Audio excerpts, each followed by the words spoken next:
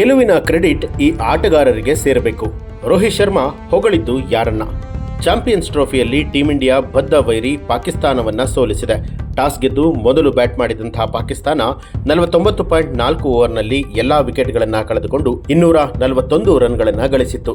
ಈ ಗುರಿಯನ್ನು ಬೆನ್ನು ಹೊತ್ತಿದಂತಹ ಭಾರತ 42.3 ಓವರ್ನಲ್ಲಿ 4 ವಿಕೆಟ್ ಕಳೆದುಕೊಂಡು ಗೆಲುವನ್ನು ಸಾಧಿಸಿದೆ. ವಿರಾಟ್ ಕೊಹ್ಲಿ 111 ಬಾಲ್ಗಳನ್ನು ಎದುರಿಸಿ 100 ರನ್ಗಳನ್ನು ಗಳಿಸಿದರು. ಪಂದ್ಯ ಮುಗಿದ ಬಳಿಕ ಮಾತನಾಡಿದಂಥ ಕ್ಯಾಪ್ಟನ್ ರೋಹಿತ್, ಪಂದ್ಯದ ಆರಂಭದಲ್ಲೇ ನಮ್ಮ ಬೌಲಿಂಗ್ ವಿಭಾಗ ಒಳ್ಳೆಯ ಕೆಲಸ ಮಾಡಿತು. ಎದುರಾಳಿ ತಂಡದ ಸ್ಕೋರ್ ಕಟ್ಟಿ ಹಾಕುವಲ್ಲಿ ಬೌಲರ್ಸ್ ಯಶಸ್ವಿಯಾದರು. ಲೈಟಿಂಗ್ಸ್ನಲ್ಲಿ ಬ್ಯಾಟ್ ಮಾಡೋದು ಚೆನ್ನಾಗಿರುತ್ತೆ, ಆದರೆ ರನ್ ಗಳಿಕೆಯು ನಿಧಾನವಾಗಿರುತ್ತೆ ಅಂತ ತಿಳಿದಿತ್ತು. ಅನುಭವದ ಆಧಾರದ ಮೇಲೆ ಬ್ಯಾಟಿಂಗ್ ಲೈನಪ್ ಅನ್ನ ಮಾಡಿಕೊಂಡಿದ್ವಿ. ಅಕ್ಷರ್ ಪಟೇಲ್, ಕುಲ್ದೀಪ್ ಮತ್ತು ಜಡೇಜಾಗೆ ಕ್ರೆಡಿಟ್ ಸಲ್ಲಬೇಕು. ಅವರು ತಮ್ಮ ಕೆಲಸವನ್ನ ಅದ್ಭುತವಾಗಿ ನಿಭಾಯಿಸಿದ್ರು. ರಿಜ್ವಾನ್ ಮತ್ತು ಶಕಿಲ್ ಉತ್ತಮ ಪಾರ್ಟ್ನರ್ಶಿಪ್ನಲ್ಲಿ ಆಟ ಆಡ್ತಾ ಇದ್ರು. ಈ ಪಾರ್ಟ್ನರ್ಶಿಪ್ಗೆ ಆದಷ್ಟು ಬೇಗ ಬ್ರೇಕ್ ಹಾಕೋದು ಗುರಿಯಾಗಿತ್ತು. ಅದರಲ್ಲಿ ನಾವು ಯಶಸ್ವಿ ಕೂಡ ಆದವು. ಸ್ಪಿನ್ನರ್ಸ್ಗಳು ತಮ್ಮ ಅನುಭವವನ್ನು ಪ್ರದರ್ಶನ ಮಾಡಿದ್ರು.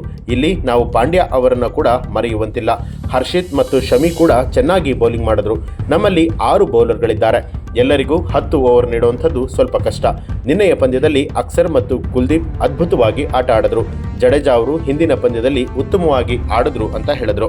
ಇದೇ ವೇಳೆ ವಿರಾಟ್ ಕೊಹ್ಲಿ ಬಗ್ಗೆ ಮಾತನಾಡಿ, ವಿರಾಟ್ ಕೊಹ್ಲಿ ಯಾವತ್ತೂ ಕೂಡ ದೇಶಕ್ಕಾಗಿ ಆಡೋದನ್ನ ಇಷ್ಟಪಡ್ತಾರೆ.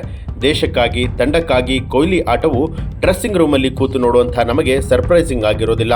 ಅದೆಷ್ಟೋ ಬಾರಿ ಕಠಿಣ ಪರಿಸ್ಥಿತಿಯಲ್ಲೂ ಕೂಡ ತಂಡವನ್ನ ಗೆಲ್ಲಿಸಿಕೊಟ್ಟಿದ್ದಾರೆ. ಶ್ರೇಯಸ್ ಅಯ್ಯರ್ ಕೂಡ ಗೆಲುವಿಗೆ ಕಾರಣ ಆದರು.